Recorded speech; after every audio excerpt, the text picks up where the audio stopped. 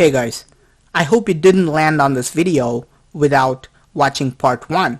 If you did, this part by itself will not make much sense. So do watch part 1 by clicking on the box to the right before proceeding any further. Now, we have seen all the life forms that dominated planet Earth since millions of years. So what does the final dominant figure look like?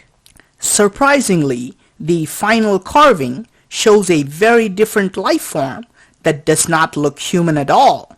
You can see how the sculptor carved this figure with an elongated face and a pointed mouth. Could this be a mistake? No, if you look at ancient carvings of this final god called Kalki, he does not have the resemblance of human avatars like Krishna or Rama. Instead, he is shown with very different facial features. And the sculptor left another important clue to show that Kalki is not human but a completely different kind of being. Can you guess what it is? If you want, you can pause the video and take another look at the entire pillar and try to find out for yourself.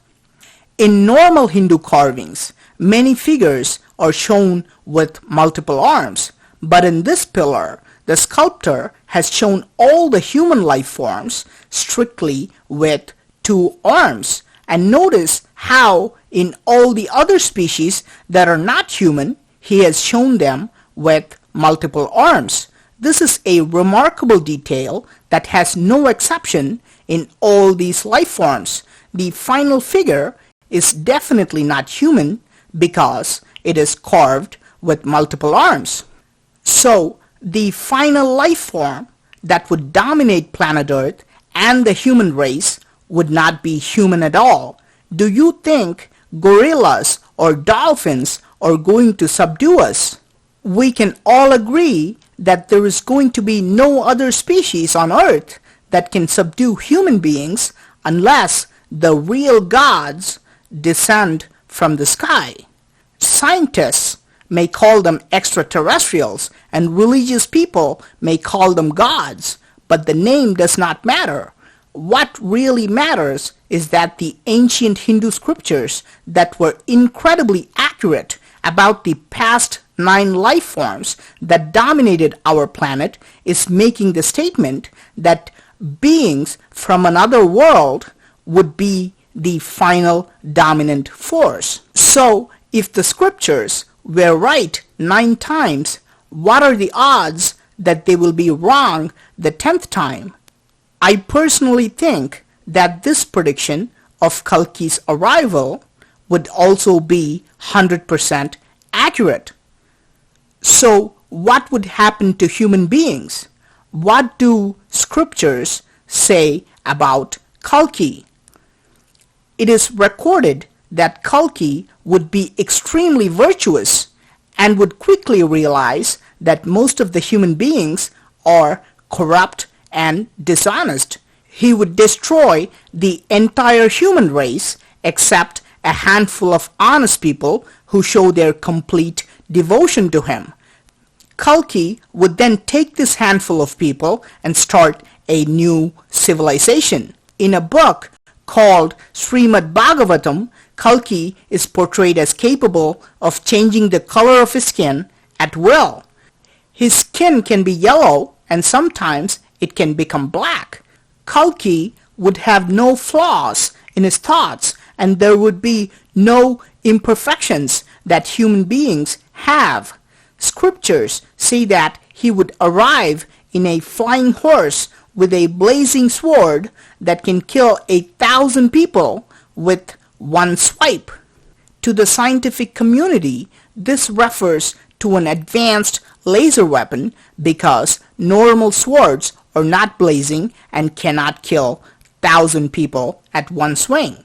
In ancient scriptures and sculptures, Kalki is accurately portrayed with an elongated face.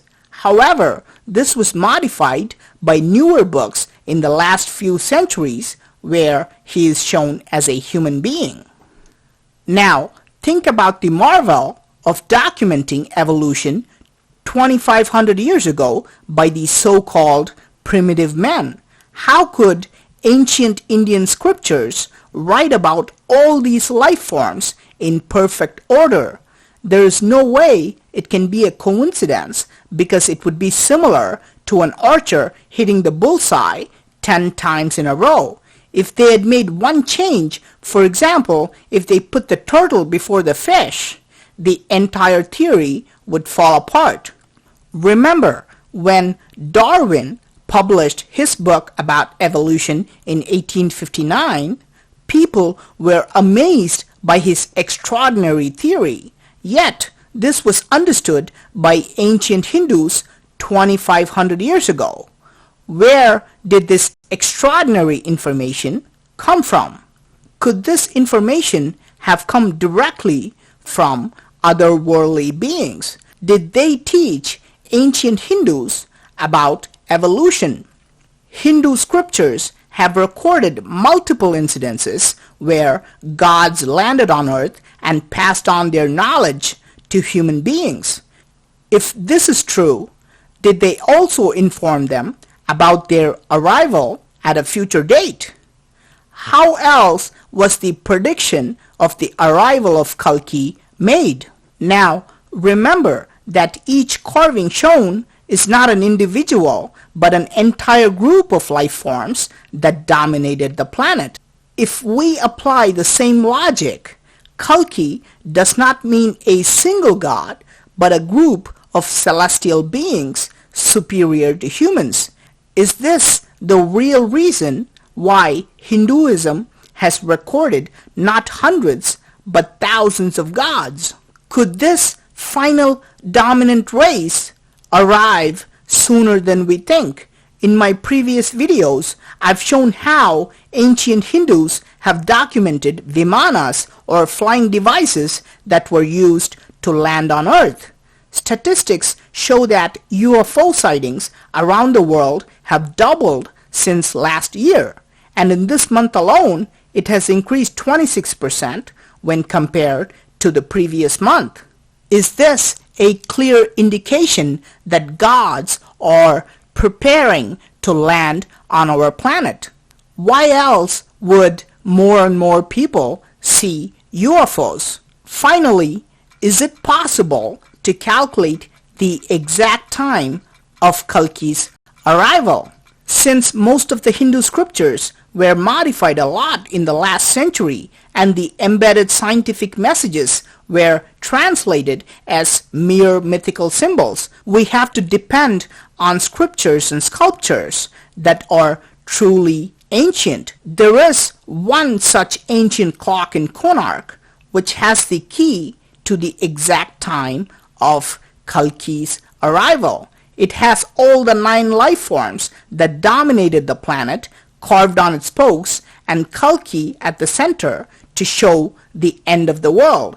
This clock is so perfect that it tells time accurately down to the minute. But can we use it to calculate the end of the world? I hope you like this video. I'm finding a lot of intriguing stuff like this, so please do subscribe to my channel. Thank you for watching, and talk to you soon.